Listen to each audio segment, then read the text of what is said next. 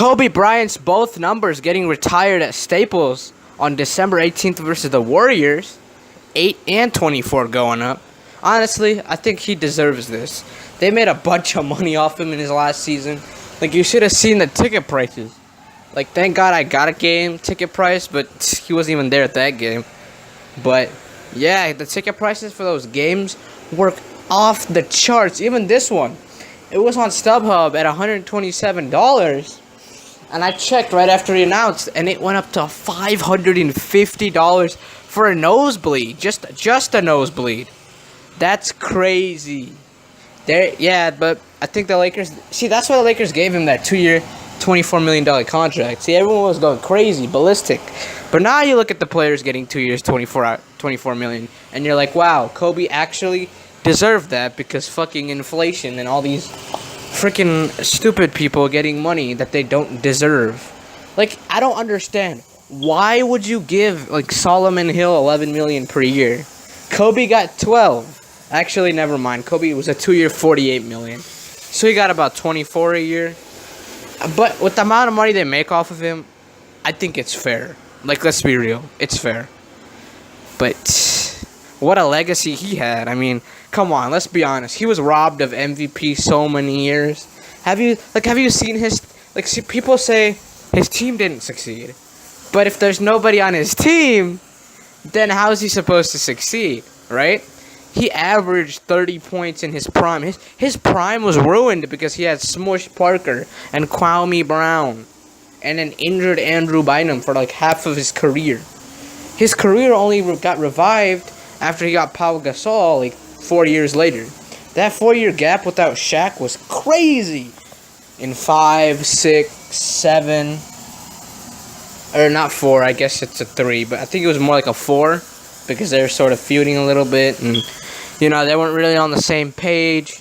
See, I think that always happens when you have 2-star players. Like, it just happened with Kyrie and LeBron, right? So don't give me that whole Kobe was you know, because it just happened with Kyrie and LeBron, okay? Yes, I know. Kyrie and LeBron is a completely different story. Kyrie got selfish, blah, blah, blah. Say what you want to say. You know, but I mean, honestly, the Lakers did what was right back then because Kobe was younger. Shaq was getting old, so they shipped him to Miami. He wins a championship there, and then he just goes on a BV of teams and doesn't really do anything. I mean, he was a beast in LA, but, like, in other places... I mean, okay, I'll give him Miami because they won a championship in Miami, right? So it was like they won a championship and then he jumped to Phoenix and Boston and Cleveland.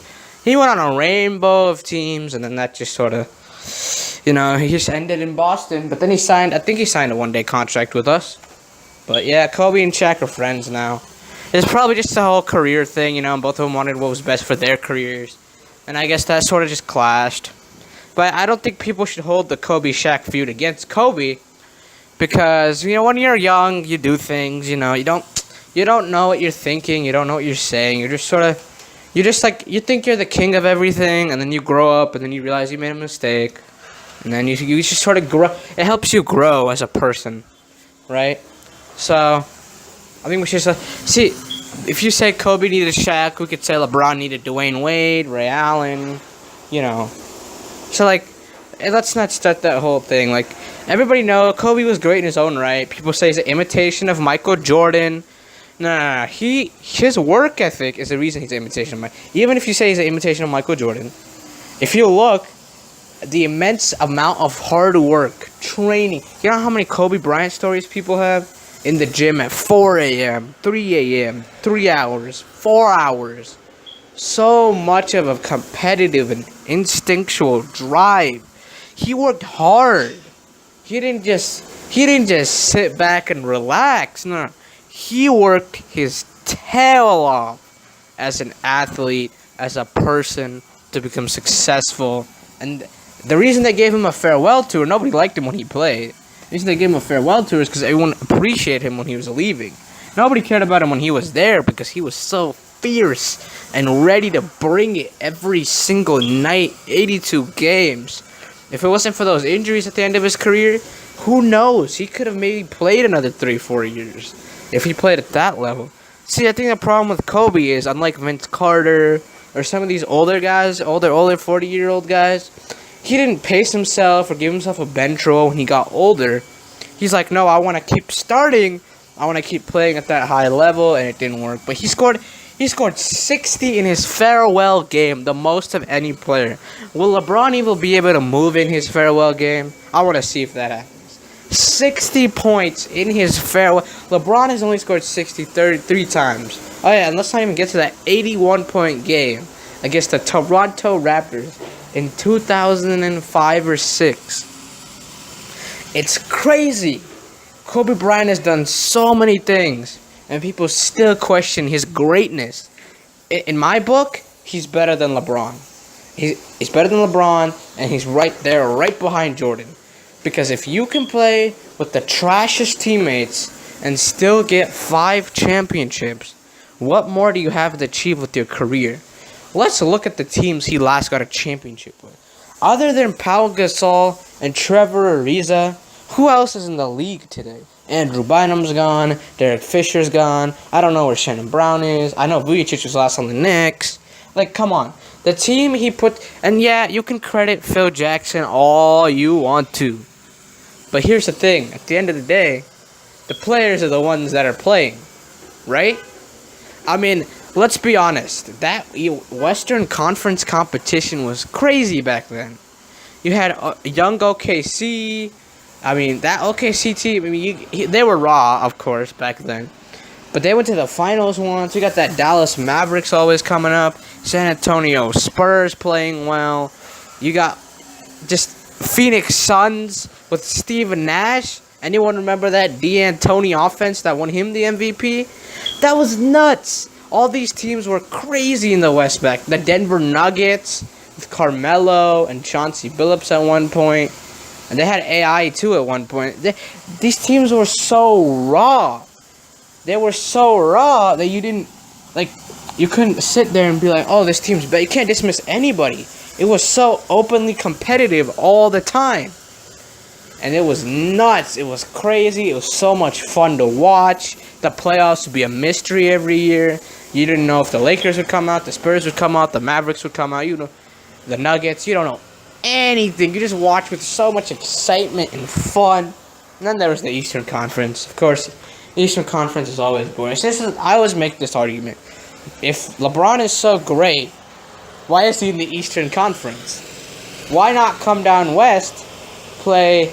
I mean, now you would have to play the Spurs, Warriors, Thunder, Timberwolves, BB of competition. But back then, if he was in that Raw West, I don't think he comes out of that Raw West.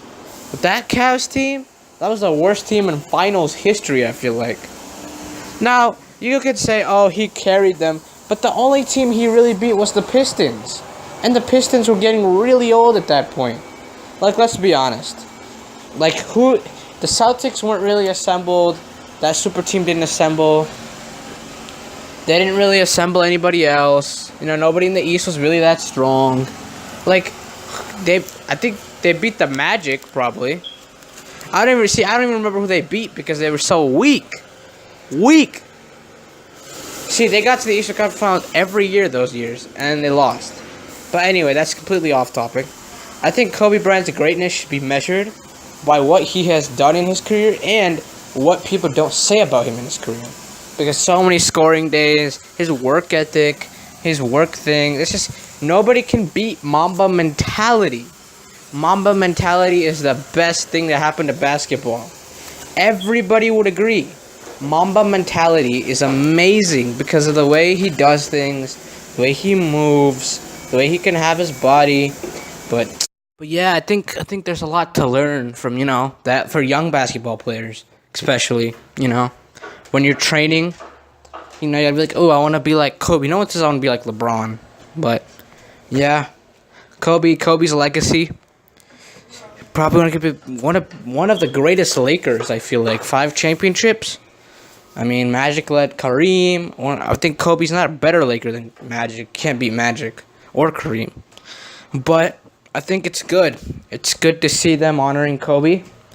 and I can't wait for these jerseys to go up. I'm waiting for the statue. I don't know when that's going to happen, but it will. Kobe Bryant, 5 championships, did a lot of things, a lot of points. You know, had most assists for a shooting guard, for those of you calling him a ball hog. Great player, great stuff. I can't wait. Can't wait to see what happens with him and his legacy and what he does in the future. But for now, we got to trust Lonzo. So, we'll see what happens.